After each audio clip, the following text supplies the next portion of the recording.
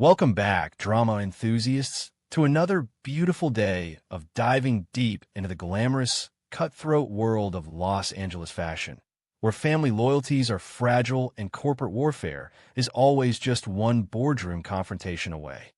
Today, we are unpacking a highly anticipated collision of egos, legacies, and deeply rooted resentments that will forever alter the landscape of our favorite fashion dynasties. The atmosphere inside the executive CEO office at Forrester Creations has always served as a barometer for the emotional turbulence of the families who control it. On this particular afternoon, the air in the room is so thick with unspoken hostility and palpable tension that it feels as though a single spark could ignite a devastating inferno. Steffy Forrester Finnegan, the undisputed and fiercely territorial queen of the fashion empire, stands behind the massive, imposing mahogany desk that once belonged to her grandfather, Eric Forrester. She is the absolute picture of corporate dominance, her posture rigid, her eyes narrowed into sharp, calculating slits. For weeks, Steffi has been operating on a potent, dangerous mixture of arrogance and creeping paranoia. The sudden, inexplicable leave of absence requested by Hope Logan Spencer has been gnawing relentlessly at the edges of Steffi's intuition.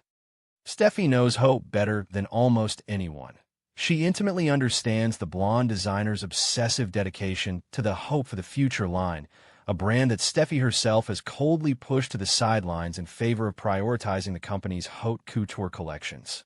The idea that Hope would simply walk away, quietly retreating to lick her wounds without a fight, defies every instinct Steffi possesses. When Hope finally steps through the heavy double doors of the CEO office, the visual and energetic contrast between the two women is immediately striking. Steffi is clad in a sharp, structured power suit, radiating an aggressive, unyielding authority, while Hope wears a softer, yet undeniably sophisticated ensemble that hints at a newfound independence and quiet strength. Steffi does not waste a single second on pleasantries or corporate diplomacy. She immediately corners Hope, her voice echoing off the glass walls with a chilling, authoritative demand for a completely satisfactory explanation regarding this sudden, highly suspicious hiatus. Steffi's gaze is piercing, a cold, unyielding stare designed to strip away any deception and force her rival into submission. She paces around the desk, closing the physical distance between them, effectively trapping Hope in a psychological vice. Steffi begins her interrogation by systematically tearing down Hope's fabricated excuses of exhaustion and creative burnout. In Steffi's brilliant but paranoid mind, this is not a break from mental health. This is a calculated tactical retreat, and she fully intends to uncover the true, sinister motive hidden beneath Hope's innocent facade. The interrogation rapidly escalates from a tense questioning into a barrage of severe, explosive accusations. Steffi, fueled by her deep-seated animosity toward the Logan family and her hyper-awareness of external corporate threats, points an accusatory finger directly at Hope's chest.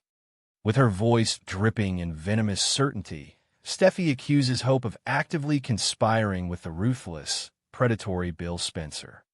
Steffi is acutely aware that Bill is currently waging an all-out corporate war against Forrester Creations, desperate to establish his newly minted Logan brand as the ultimate powerhouse in the global fashion industry. Steffi paints a dark, conspiratorial picture, loudly accusing Hope of acting as a Trojan horse, attempting to overthrow Steffi's leadership from the inside by aligning herself with the very man who has tried to destroy the Forrester family time and time again. The mention of Bill Spencer hangs heavy in the air, a dangerous accusation that forces the confrontation into terrifying new territory. Hope desperately tries to stand her ground, her heart hammering wildly against her ribs, but her outward expression remains remarkably composed, a mask of serene denial.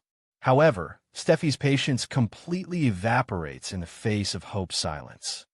In a shocking, unprecedented violation of professional boundaries and personal space, Steffi lunges forward.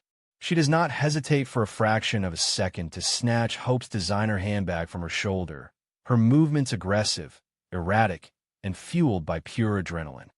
Hope gasps, her hands flying up in a desperate, panicked attempt to stop the invasion. But Steffy is utterly relentless. She forcefully rummages through the contents of the bag, her eyes scanning feverishly for any shred of evidence to validate her escalating paranoia. The sheer audacity of the physical act leaves Hope momentarily paralyzed, her breath catching in her throat as her deepest, darkest secret is suddenly thrust toward the unforgiving light of day. From the depths of the leather bag, Steffi pulls out a folded piece of heavy, high-quality sketching paper. As she unfolds it with shaking hands, the silence in the room becomes deafening, a vacuum of sound before the inevitable explosion. The charcoal strokes on the page detail a breathtaking, innovative new design, a clear testament to Hope's creative vision. But it is not the garment itself that makes Steffi's blood run cold.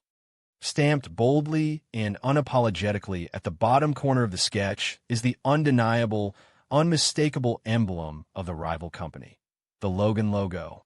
It is the ultimate smoking gun. It is the physical, undeniable proof of absolute treason.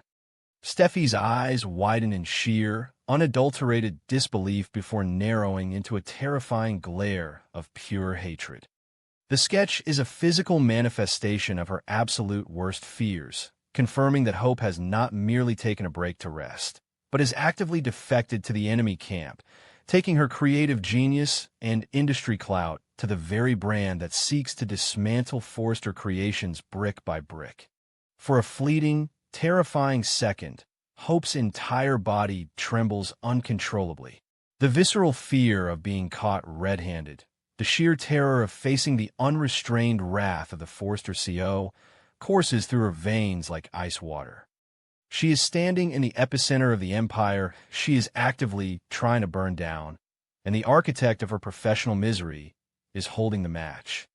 But as Steffi begins to unleash a violent torrent of arrogant, vicious insults, aggressively trashing the Logan brand and mocking Hope's perceived desperation, a profound and irreversible psychological shift occurs within the younger Logan woman.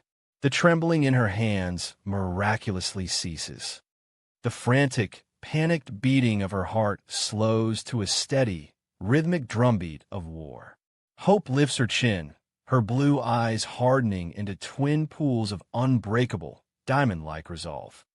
The compliant, peacekeeping good girl, the woman who had allowed Steffi to dictate her worth, sideline her life's work, and mock her personal tragedies for years, evaporates completely into the ether. In her place stands a fierce, empowered, and dangerous woman who is no longer afraid of Steffi's dominance. Hope's voice, when she finally speaks, is not a defensive stutter, but a sharp, cutting blade that slices through Steffi's tirade. She does not apologize for the sketch. She does not cower in the shadow of the Forrester legacy. Instead, she unleashes years of suppressed, agonizing resentment, launching into a blistering, unapologetic counterattack. Hope loudly calls out Steffi's toxic, condescending leadership, her blatant nepotism, and her arrogant, stubborn refusal to see the immense financial and cultural value in the hope for the future demographic. Hope makes it abundantly clear that Steffi's relentless bullying and professional sabotage did not break her spirit. Rather, it liberated her from the chains of Forrester loyalty.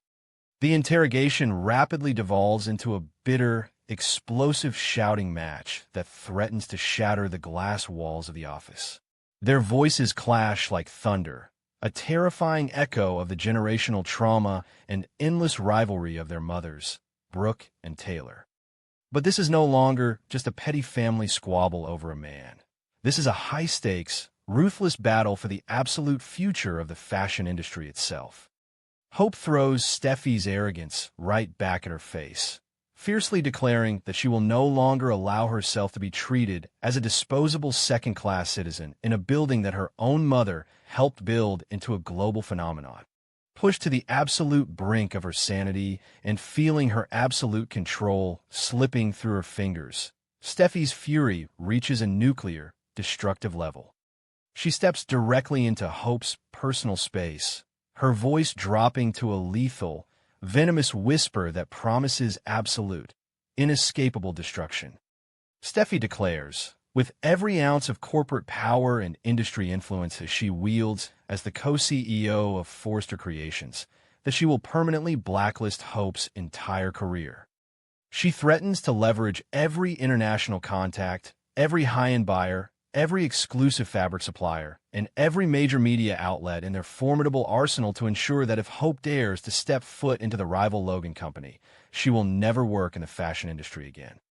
Steffi promises a campaign of professional annihilation so severe, so utterly ruthless, that the name Hope Logan will become a tragic cautionary tale in Los Angeles. It is the ultimate apocalyptic threat designed to completely crush Hope's spirit and force her back into a state of terrified submission. But Steffi has severely, tragically miscalculated the woman standing before her. Hope does not flinch at the threat of annihilation. She does not shed a single tear of regret. The threat of being blacklisted, which would have absolutely terrified her only months ago, now only serves to validate her monumental decision to leave. Hope stares directly into Steffi's blazing eyes, a chilling, triumphant smirk playing on her lips. She boldly informs Steffi that her threats are empty and her perceived power over Hope's destiny is nothing but a fragile illusion. The truth about the secret, multi-million-dollar contract with the Logan brand is now teetering on the absolute brink of being completely exposed to the world, and Hope is more than ready to embrace the fallout. She has already signed the binding paperwork. She has already secured her funding. The wheels of Steffi's impending public relations nightmare are already in unstoppable motion, and there is absolutely nothing the Forrester CEO can do to halt the impending destruction. The war has officially arrived at the gates of Forrester Creations, and Hope Logan is leading the charge.